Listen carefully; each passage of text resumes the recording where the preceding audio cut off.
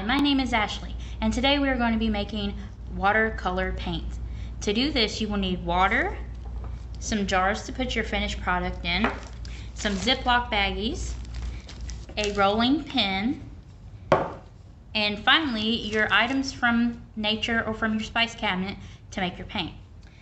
My end goal today is to paint a sunflower. So what I did was I plucked some petals from the sunflower for the yellow. I plucked some leaves out of the garden for my green. And I found some allspice in the cabinet here at the library. So follow along to see how I can take all these ingredients and make my own homemade watercolor paint. Alright, we're going to start with our yellow, and I've got my petals in the bag. Now what you're going to do is take just a little bit of water. I'm just going to start with a little bit because I have never done this either. Just a little bit, and you're going to close the bag up, and then we're going to lay it down, and we're going to crush our flowers. And you can move it around and everything, and just keep trying to keep the water near it.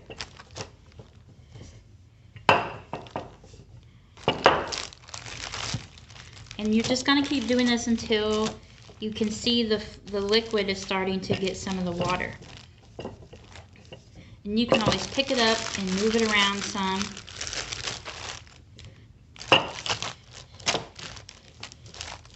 It's good to move the petals around.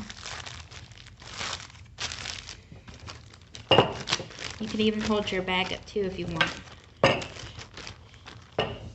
You can flip sides. If you have a mortar and pestle, you can do this as well with that. You might have a little bit easier time. But this is for everybody who, might not have a mortar and pestle. This is supposed to be easy for us to do. I can already start to see some of the color changing to the water.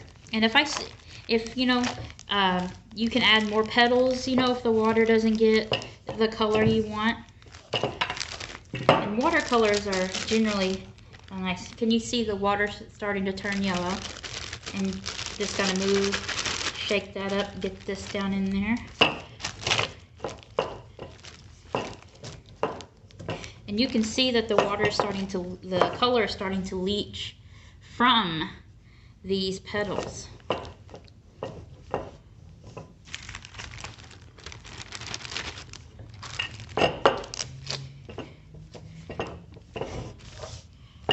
Just be careful not to be too rough with the bag because you don't want it to rip, then it'll spill everywhere and you have to start over, get another bag.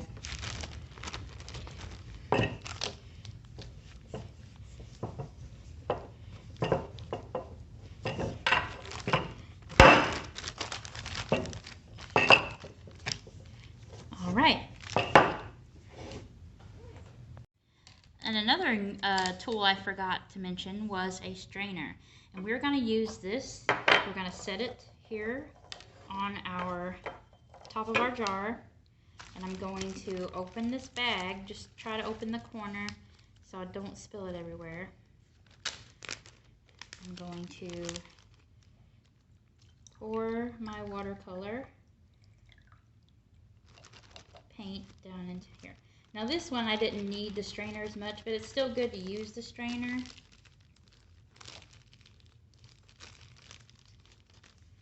In case you get little bits and pieces. Alright. And there we have my yellow watercolor. I'm going to make the other two off the video, off to the side, and then I will come back to show you my finished results.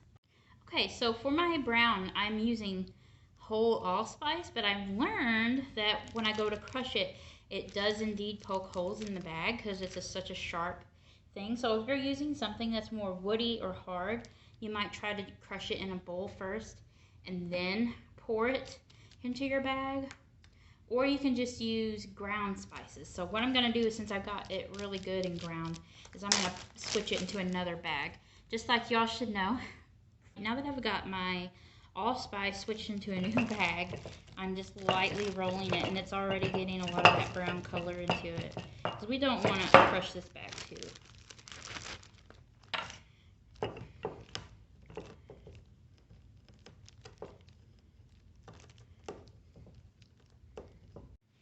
Now that I have my homemade watercolors finished, I wanted to show you how they turn out.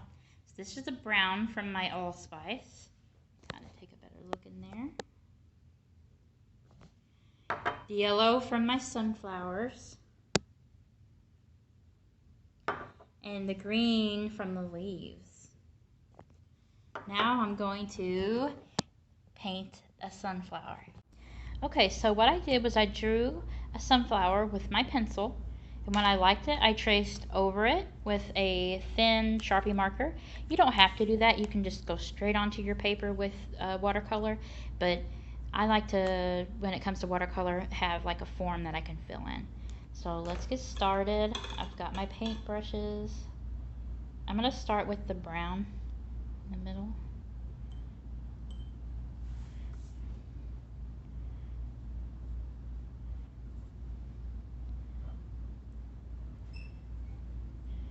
The brown wasn't as strong as the others, so it's okay.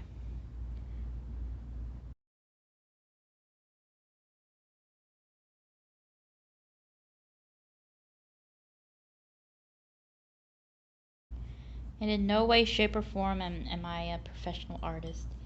So you just do whatever you want, however the best you can.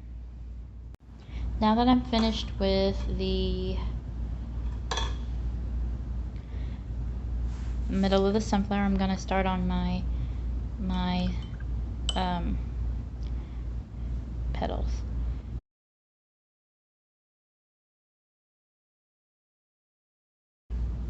It seems that my yellow is too runny. I put too much water in there, so it's not picking up as much of the color onto the brush as I would like it. So what we're gonna do is just go get some more sunflower petals and grind them up and make it even more yellow. Alrighty, so I did crush some more petals to make it more yellow, but the problem was that I put too much water.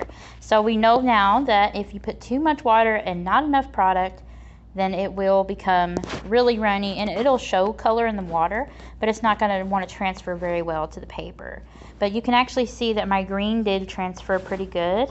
It's drying, and that's because I didn't use as much water. And the brown transferred good too because I didn't use as much water. There, you can't tell in the video, but on my paper it does actually look a little bit more yellow than you can see.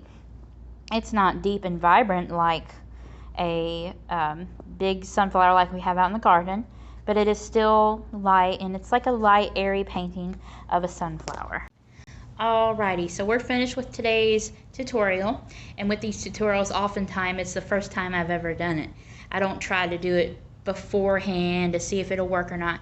I like to see, how things will turn out, and I want you to be along that journey with me. So today we learned that whenever you're doing homemade watercolors, less water, more leaf, more petal, more spice.